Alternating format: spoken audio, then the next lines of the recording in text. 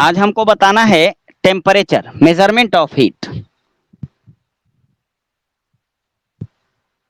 Measurement of heat, heat को measure करना है। How can we measure the amount of heat present in an object? किसी object में उपस्थित हीट एनर्जी की माप कैसे करते हैं, है ना। तो इसके लिए एक डिवाइस डेवलप किया गया है, यानी टेम्परेचर मेजर ऑफ हीट, है ना, इज कॉल्ड टेम्परेचर, यानी degree of hotness and coldness, यानी temperature. Measurement of heat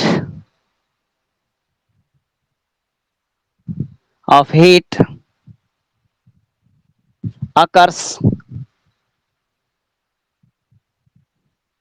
it occurred by a device,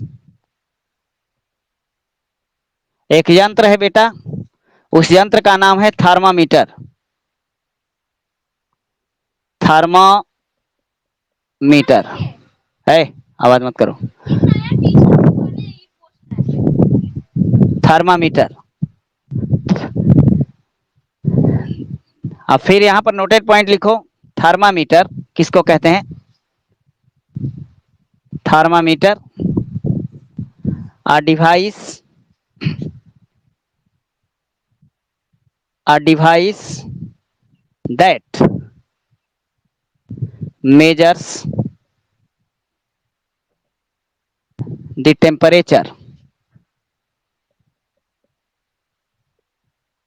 temperature of object, किसी भी वस्तु के टेम्परेचर को मेजर करता है। और टेम्परेचर बतला देता है कि कौन ऑब्जेक्ट में कितनी हीट एनर्जी है, कौन ज्यादा गर्म है, कौन ठंडा है। तो अब हम टेम्परेचर को डिफाइन कर लें। What is temperature? Temperature, what is temperature? Degree of hotness, the degree of hotness or coldness is called temperature। इसी को हम टेम्परेचर कहते हैं। डिग्री ऑफ हॉटनेस और कोल्डनेस, कितना गर्म है कितना ठंडा है। डिग्री का मतलब यही है, कोई ऑब्जेक्ट कितना गर्म है, ज्यादा गर्म है, कम गर्म है ना। इसको इस तरीके से हम लोग देखते हैं, यानी टेम्परेचर, डिग्री ऑफ हॉटनेस और कोल्डनेस। तो थर्मामीटर जो डिवाइस है जिसके द्वारा हम टेम्परेचर मेजर करके अमाउंट ऑफ हीट एनर्जी का पता लगाते हैं। हीट का वास्तव में जो यूनिट है वो तो होता है कूलम्ब नहीं, जूल। हीट चूंकि एनर्जी है, कैलोरी, ये सब इसका यूनिट है। तो हम आगे बढ़ेंगे, अभी हम टेम्परेचर पर चलते हैं, तब फिर यूनिट ऑफ हीट हम बाद में बात करेंगे। मेजरमेंट ऑफ हीट एक डिवाइस से हम कर रहे हैं, यानी टेम्परेचर मेजर कर रहे हैं थर्मामीटर से। और टेम्परेचर ये बतलाता है कि कौन गर्म ऑब्जेक्ट है और कौन ठंडा है ना, किसमें ज्यादा हीट एनर्जी है, किसमें कम है। लेकिन कितना ज्यादा है कितना कम है उसके लिए तो कैलोरीमेट्री पढ़ना पड़ेगा, तो उसको हम देखेंगे आगे बढ़ेंगे। तो अभी हम यहाँ पर देखते हैं थर्मामीटर।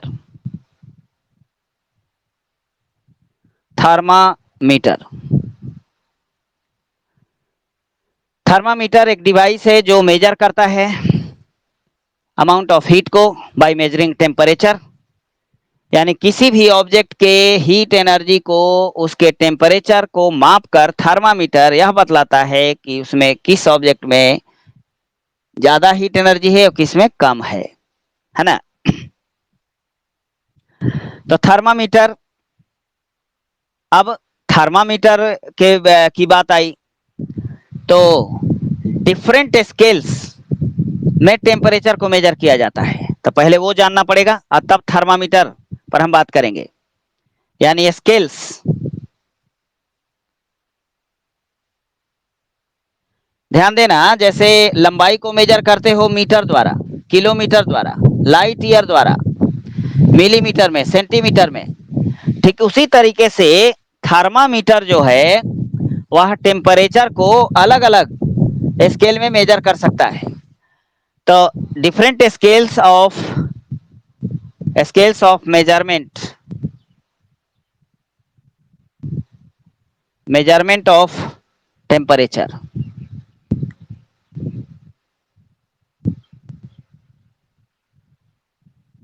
कौन कौन से स्केल हैं भाई? पहला स्केल है Fahrenheit, degree Fahrenheit, degree F. दूसरा स्केल है डिग्री सेल्सियस, डिग्री सी। और तीसरा स्केल है डिग्री केल्विन, लेकिन डिग्री का सिंबल नहीं देते हैं। केल्विन पढ़ते हैं, डिग्री केल्विन, लेकिन सिंबल नहीं देते हैं, है ना, सिंबल इसमें नहीं देना है।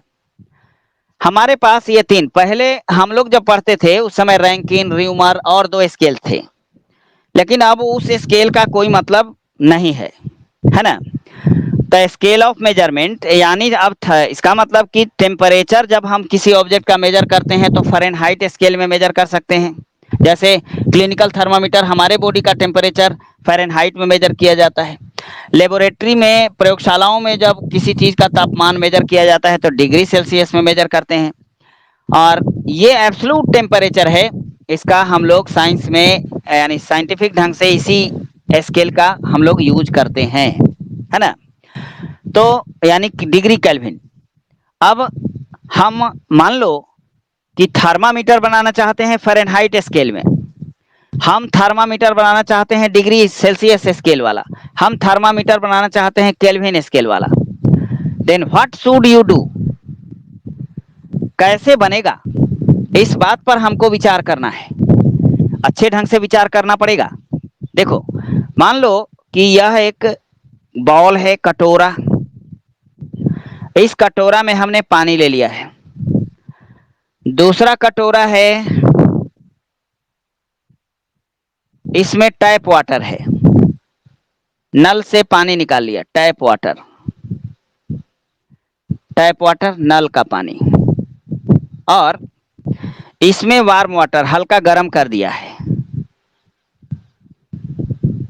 वार्म वाटर है।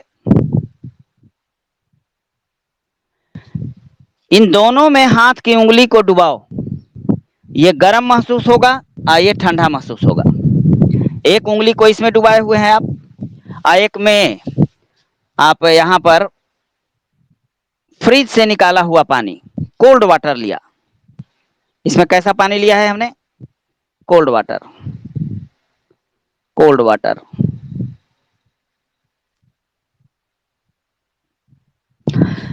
इससे उंगली निकालकर इसमें पहले डाला आपने उंगली, और इसमें डुबाया तो ठंडा लगेगा। इसमें पहले उंगली डुबाओ और इसमें ले जाकर इमर्ज करो तो ठंडा महसूस होगा। अब क्या करो कि इसमें एक उंगली को डुबाओ, इसमें कुछ देर के लिए,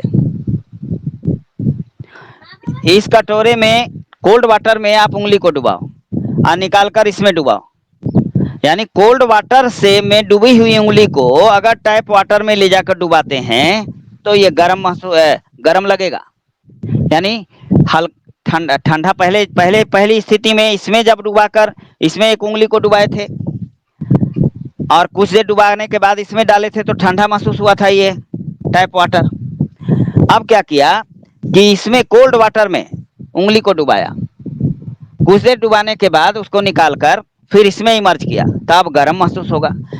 तो टैप वाटर, इससे हम जब तुलना किए तो ठंडा आया और इससे तुलना किए तो ये गर्म आया, महसूस फीलिंग था, ये हमने महसूस किया। इसका मतलब कि इसका टेम्परेचर तो फिक्स है, अब गर्म होना या ठंडा होना ये डिपेंड कर रहा है सिचुएशन पर। गर्म यानी कहने का मतलब कि जब इसको हम गर्म पानी में डुबाए थे तो ये उंगली गर्म हो चुकी है, अब इसमें हम डुबाए तो हमारे शरीर से टेम्परेचर निकलना शुरू हुआ तो हम ठंडा महसूस करने लगे। और जब इसमें डुबाया कोल्ड वाटर में तो हमारी उंगली जो है काफी ठंडी हो गई और इसको निकाला। तब अब ये ठंडा, इसमें हीट एनर्जी कम है और इसमें ज्यादा है, तो हमारी उंगली में हीट एनर्जी आने लगी। यानी हम ठंडा महसूस तब करते हैं जब हमारा बॉडी हीट एनर्जी को एब्जॉर्ब करे, और गर्म तब महसूस करते हैं जब नहीं, हम गलत बोल दिए।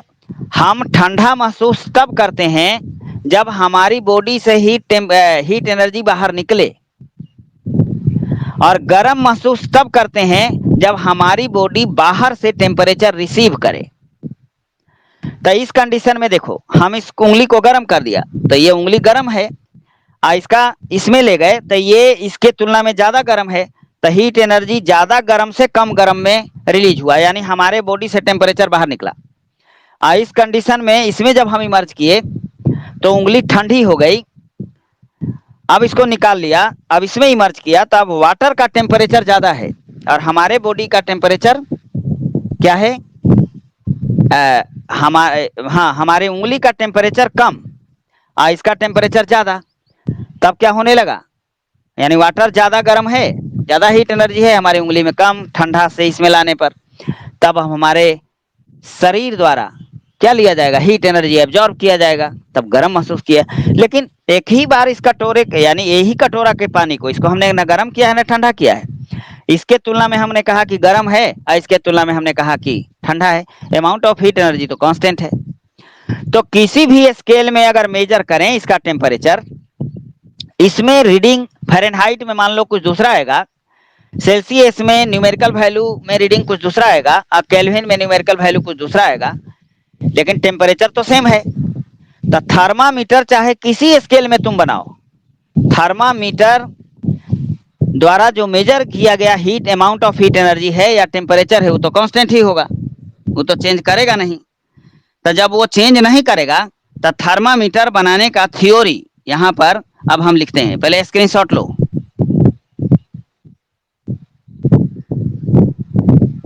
Screenshot low.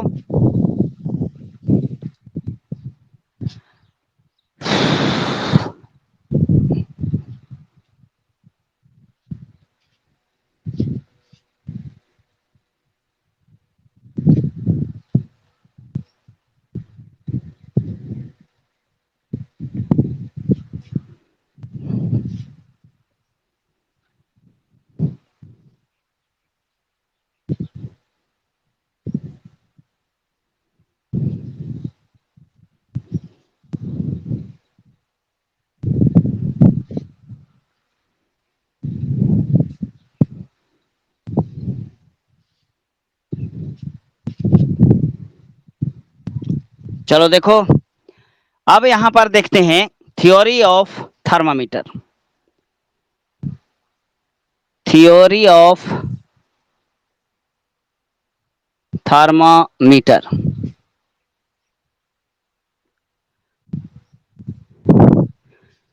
Theory of thermometer के लिए हम लोगों को एक कॉलम बनाना होगा, scales of temperature, scales of temperature, scales to measure temperature. हमने लिया डिग्री फ़ारेनहाइट पहला स्केल, फिर लिया डिग्री सेल्सियस स्केल और फिर लिया डिग्री केल्विन स्केल। अब इसमें लिखते हैं, इस कॉलम में लिखते हैं फ्रीजिंग पॉइंट या melting point, freezing point of water. Water चूंकि हर जगह अवेलेबल है और एक यूनिक लिक्विड है, इसीलिए इसका फ्रीजिंग पॉइंट लिया। और boiling point of water, boiling माने जो वह तापमान जिस पर पानी खौलता है, बॉइलिंग पॉइंट ऑफ वाटर, वह तापमान जिस पर पानी जम जाता है फ्रीजिंग पॉइंट कहलाता है। वह तापमान जिस पर पानी खौलने लगता है वाटर, उसको बॉइलिंग पॉइंट कहते हैं। डिफरेंट स्केल में न्यूमेरिकल वैल्यू यानी बॉइलिंग पॉइंट ऑफ वाटर और फ्रीजिंग पॉइंट ऑफ वाटर तो बदलेगा नहीं, जैसे कटोरे के पानी के साथ हमने अभी दिखाया है। पानी ये हमारे द्वारा मेजर करने का, जैसे मान लो कि 1 मीटर कपड़ा है और उसको हम मेजर कर रहे हैं सेंटीमीटर से, तो हम वहां पर न्यूमेरिकल वैल्यू कहते हैं कि 100 सेंटीमीटर कपड़ा है। और मीटर से मेजर करेंगे तो कहते हैं कि 1 मीटर है। वही मिलीमीटर से मेजर करेंगे तो 1000 मिलीमीटर है। न्यूमेरिकल वैल्यू बदल रहा है लेकिन कपड़ा का अमाउंट तो वही है। ठीक उसी तरीके से इससे मेजर कर रहे हैं तो फ्रीजिंग पॉइंट का रीडिंग न्यूमेरिकल वैल्यू अलग आ रहा है, बॉइलिंग पॉइंट का कुछ आ रहा है न्यूमेरिकल वैल्यू, डिग्री सेल्सियस में कुछ आ रहा है। न्यूमेरिकल वैल्यू सिर्फ बदलेगा लेकिन टेम्परेचर तो सेम रहेगा। टेम्परेचर जैसे कपड़ा सेम था, ठीक उसी तरीके से टेम्परेचर भी सेम रहेगा, यानी वह कांस्टेंट रहेगा। यहां पर देखो 212 212 डिग्री फ़ारेनहाइट नहीं, 32 डिग्री फ़ारेनहाइट पर पानी जम जाता है। पानी सेल्सियस में मापोगे तो 0 डिग्री सेल्सियस पर जम जाता है और केल्विन स्केल में 273 केल्विन पर जम जाता है। यानी 273 Kelvin is equal to 0 degree Celsius is equal to 32 degree Fahrenheit. सारा सेम है, टेम्परेचर बिल्कुल सेम है ना, न्यूमेरिकल वैल्यू में डिफरेंस है। अब देखो बॉइलिंग पॉइंट ऑफ वाटर इसमें 212 डिग्री फ़ारेनहाइट, इसमें बॉइलिंग पॉइंट पानी खौलेगा 100 डिग्री सेल्सियस पर और इसमें 373 डिग्री केल्विन पर। पढ़ेंगे डिग्री केल्विन लेकिन डिग्री का सिंबल नहीं देंगे। These are the melting and boiling points of water, melting या freezing and boiling points of water in different scales to measure scales of measurement of temperature के। इस तरीके से हमने इसको इस चार्ट को बनाया। इस चार्ट का स्क्रीनशॉट लो।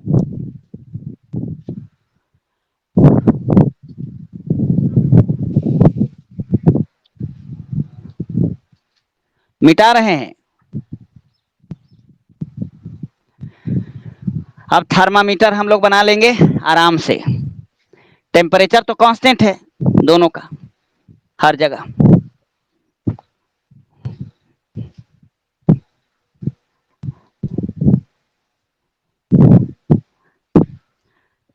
फ्रीजिंग पॉइंट, बॉइलिंग पॉइंट किसी भी प्योर मैटर का बिल्कुल फिक्स होता है, चाहे वह स्केल यानी scale of measurement of temperature हम चेंज भी करें तो अमाउंट ऑफ हीट एनर्जी तो उतनी ही रहेगी, है ना। तो इसी पर लिखा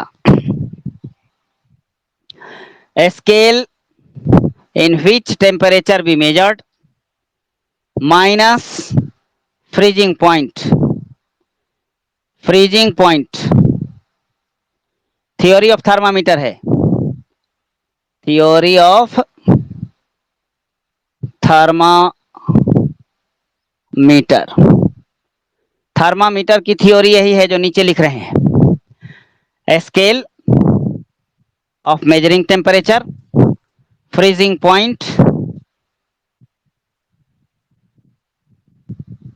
ऑफ वाटर। देखो स्केल माइनस स्केल जैसे फ़ारेनहाइट, यहाँ फ़ारेनहाइट लिखेंगे और उसमें से फ्रीजिंग पॉइंट को घटाएंगे बाई मेल्टिंग पॉइंट यानी नहीं boiling point, boiling point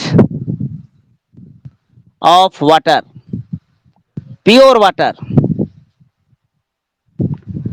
boiling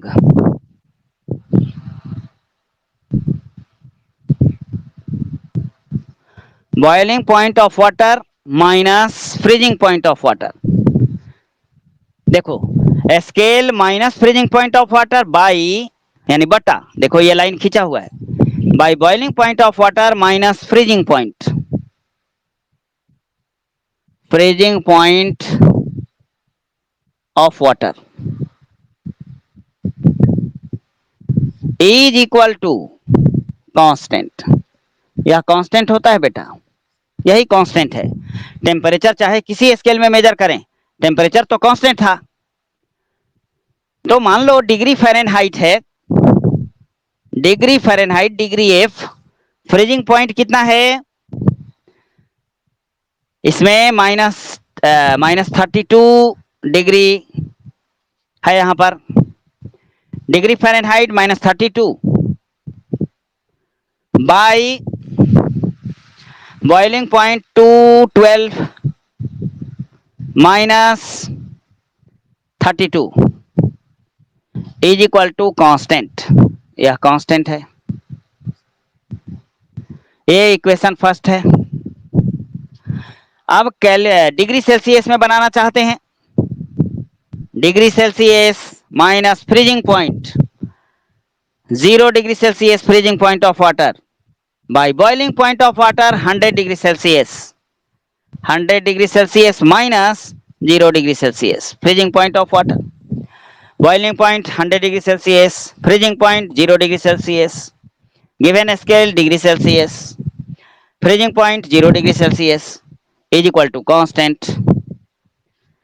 किसी स्केल में आप मेजर करें यह कांस्टेंट ही होगा टेम्परेचर। अब मान लो केल्विन थर्मामीटर आप बनाना चाहते हैं, the given scale Kelvin, freezing point Kelvin में 273 बाय बॉइलिंग पॉइंट वाटर का केल्विन में 373 Kelvin minus freezing point of water 273 Kelvin is equal to constant.